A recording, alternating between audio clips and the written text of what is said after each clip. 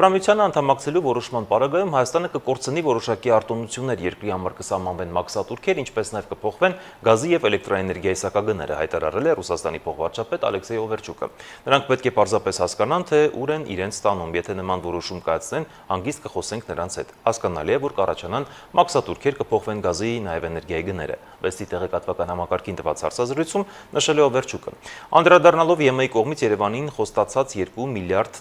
աջակցությունը Ռուսաստանի Դաշնության փոխվարչապետը նշել է, որ Մոսկվան այդ մասին միայն լսում է, սակայն իրականում դեռ ոչինչ չի փոխանցվել։ Նա հավելել է, որ ի պատասխան Հայաստանի կողմից ԵՄ-ին անդամակցելու ձգտման մասին օրենքի ընդունման ռուսական կողմի մոտ հարցեր են առաջանում և ճիշտ կլիներ, որ Երևանը այս հարցով հանրաքվե անցկացներ ու հստակեցներ դիրքորոշումը։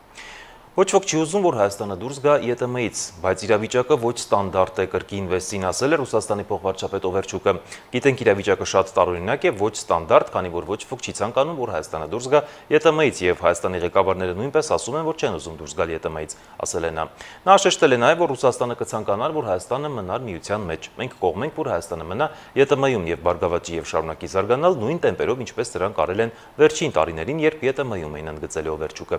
Ավելի վաղ ռուսաստանցի պաշտոնյան հայտարարել էր, թե մայիսի 29-ին Աստանայում կայանալիք Եվրասիական տնտեսական բարձրագույն խորհրդի նիստում կքննարկվի կազմակերպությունում Հայաստանի կարգավիճակի հարցը։